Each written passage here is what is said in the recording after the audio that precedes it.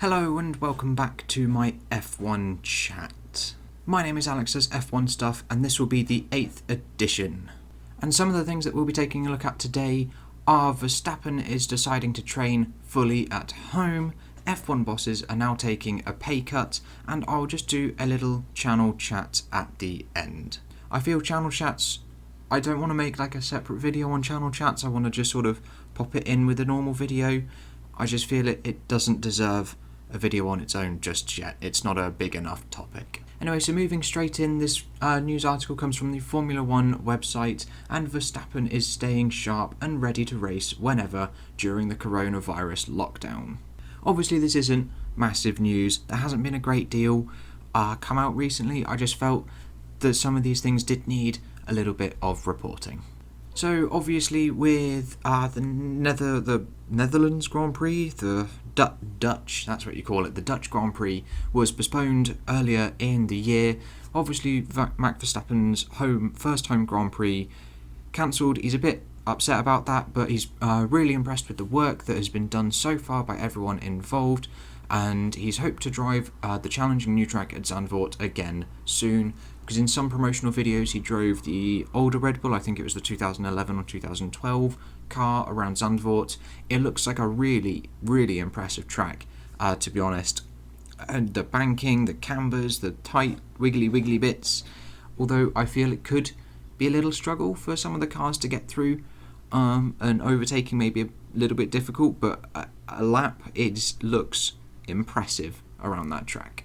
Oh, wait, no, never mind. I'm ahead of myself. That's what I just spoke about in that little paragraph, not the middle paragraph. You can just sort of read the middle paragraph and just completely ignore what I said as I spoke about this one here. Anyway, I think most drivers are deciding to train at home, or at least some do train anyway, because you never know when it's going to start back up. I did hear a report that allegedly Canada is going to be cancelled as well, or postponed, whatever you want to call it. Nothing official has come out yet, but the general word going around at the moment is that Canada will be eventually postponed at some point. Which is a big shame, because Canada is actually it's a really nice racetrack. It's on a beautiful section in Montreal. It's just, this season is just ruined. Anyway, we won't delve too far into this topic, as I've sort of sidelined away from the article itself, as I so often tend to do. We will just move straight on into the second article from BBC, and it is that the F1 bosses are to take a pay cut while other staff are put on furlough. So Formula 1 has put half its staff on enforced leave, whilst the senior figures are to take a salary cut as a result of the coronavirus crisis. The decision follows similar moves by 3 teams in the past few days. I believe those teams are definitely McLaren, I think Williams, and I can't remember the other one that came out, possibly Racing Point. May have announced it, but definitely Williams and McLaren.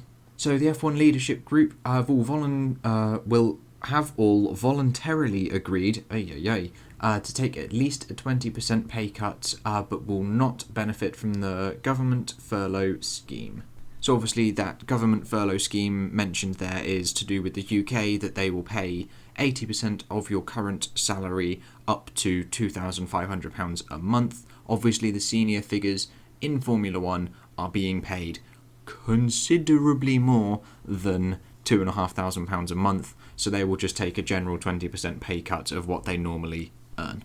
This also comes in line with, I think, Hamilton, Vettel and a few other of the top driver earners. They've also taken a 30% pay cut, which is absolutely fantastic, because they're not actually doing much, so they don't need to be being paid the big bucks.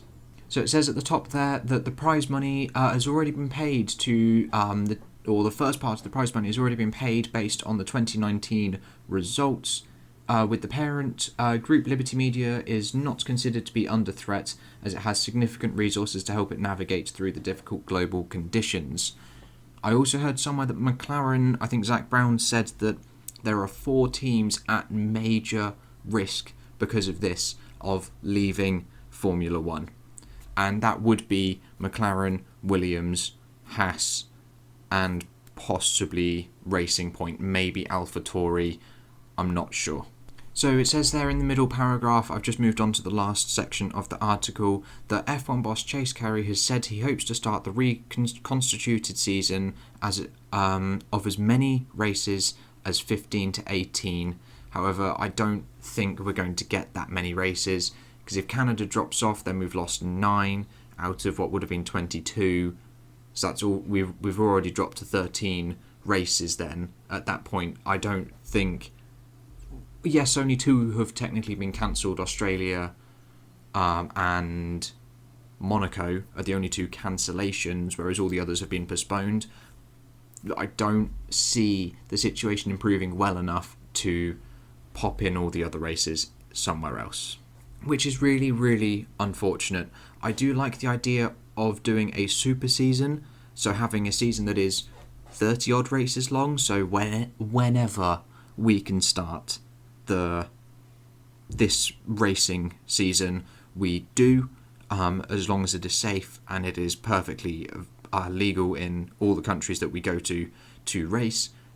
Go for it, but just combine those results rather than having one shorter season and then a normal length season, or pushing it into December, January. We just make one long super season going through into 2021, and then what you could do is just take a best 20 results of those 30 races, or best 22 if you want to make it like the 2020 season would have been lengthwise anyway. Obviously not the tracks if we can't rearrange tracks, because it is very difficult logistically to rearrange all of the tracks into different portions of the year.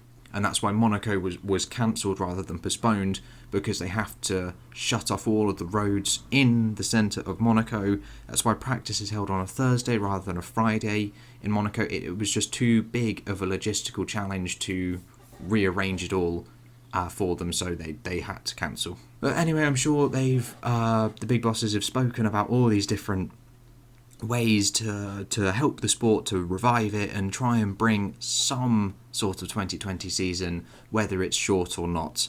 We will have to wait and see. And there we go. That's all of the news articles that I wanted to cover. In this, it was a bit of a slow sort of couple days in the news. Nothing really breaking has come out. So I just wanted to spend a little bit of time at the end of this video to just talk about my channel as a whole. I've got a few graphs in the next couple of slides, and then also some of the past videos as well. So if I just jump straight to the past videos, I'm going to leave the graphs for later. The video I released yesterday, which was, or was it? Yeah, it would have been yesterday, last night, the virtual Melbourne Grand Prix review. It was a good video. It covered the content that I wanted. I introduced a new feature that I haven't really seen many people doing, which was the championships, which is something that I have been trying to push for to get and to understand in my head, as well as editing it and creating this whole idea of the average point system. I know average points have been used a lot in throughout a season to compare periods of time against other drivers, but it's the first time that I've seen it being used to the virtual Grand Prix series. I haven't seen anyone else cover a championship in it before. So I spent a considerable amount of time before the virtual Melbourne Grand Prix planning how to do all of this. I've gone through numerous Excel worksheets and spreadsheets and tables and all sorts of stuff like that to try and bring to life a sort of championship out of the bunch of fun that they're having. I know none of it's official, none of it is anything, because they just chop and change all the drivers wherever they like, and it's supposed to be a bit of fun, but I just wanted to add this extra bit to it. So that sort of worked out how I wanted. It just took me far, far longer than I wanted to create it and to add it into, and the fact that I forgot to add it into the video once I started recording as well, it just showed it took the whole day. I was out shopping early in the morning, doing my weekly shop, and then I got back, it was about 11 in the morning, and I didn't release the video till about 9 at night. So I've spent, obviously I had lunch and dinner and went on my daily exercise, and whatever throughout that day. So I probably lost 2 and a bit hours during that. But a solid 7 hours was just spent in front of my computer working on that video. And it really shouldn't have been that long. There were my own mistakes caused it to be that long. I ramble far too much is what I noticed in editing. Is I said exactly what I wanted to say. I said everything that I wanted to. It just took me 5 sentences in every little paragraph, too many, to get to the point that I wanted to say. So for the next one in 2 weeks' time, when we go to Baku, maybe, I don't actually know where they're going next, I will try and be a bit more concise, be a lot more to the point, and actually just explain what I want to in a clearer way. And then also I just want to briefly go over the editing. I tried something new with it. I wasn't overly happy with the outcome of the editing of that video, especially the driver roster mainly. It didn't work out exactly how I wanted to, so for the next one I'm just going to revert back to exactly what I did before. It's a lot easier, a lot less hassle, and it actually looks a little bit cleaner. I'm sure if I was to spend a bit more time working on exactly how I want it and perfecting it, then it may look a little better than how it was for Bahrain, but it just didn't turn out exactly how I wanted. So I will be reverting back to the standard normal, just so I can push out the video on Monday, because the race happens on the Sunday night at 8 p.m. It finishes around 9:30. I then do a little bit of note taking and fill in a couple of the tables, and then I usually go to bed around 10:30. And then wake up, finish the tables, create the slides, record it, edit it. The video usually comes out the afternoon, evening of the Monday after. And I keep belching, this is disgusting. And I try to push it out Monday, as I feel a review coming out Tuesday, Wednesday for a race that happened on Sunday, it's a little late. It's why I try and have pro formas for everything set out, so all I have to do is just fill it all in. I don't have to spend all the time creating everything from scratch again, but that was my issue yesterday. I'm not going to delve too deeply into the whole causes of my errors and everything, but it may be a topic of conversation for another time. Anyway, enough video ramblings. Again, I feel I rambled a wee bit too much on that. I'm just going to talk, as another motorbike car goes past my house, I'm just going to talk a little bit about my channel and how it's progressing. So we do have a little blank slide here as a pull-up, one of the graphs from YouTube, and it's showing my views over the last 28 days. So you'll see a little peak at the very start. I'm only doing this now because it is coming up to a month since I started posting content. So we had a spike at the very first video, the coronavirus video, which I made at uni, which is dreadful, but I felt it needed to be made. I wanted to make a video at that point.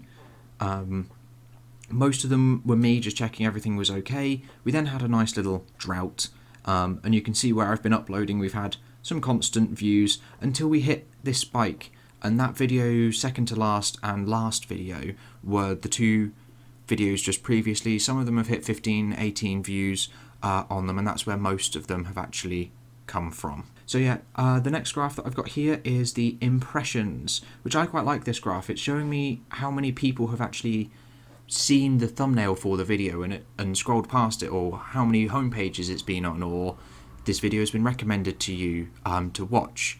And it also shows like the click-through rate, so how many people have actually clicked on the video and just clicked through or skipped it. I do have all sorts of watch time graphs and stuff that I can go over, but I've only got these 2 on here. But again, you can see similar sort of peaks when I upload, and then we've had this bigger peak at the end. So I feel I am on a nice upward slope, which is brilliant. So I only started creating these is because I saw them as mini projects to do.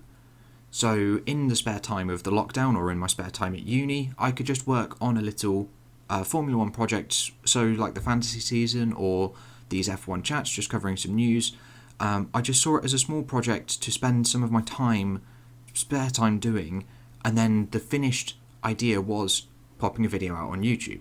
And that was only because I didn't want to waste my time creating a little project or all these Excel tables and it not to go anywhere. So the end point of the project plan was publish the video.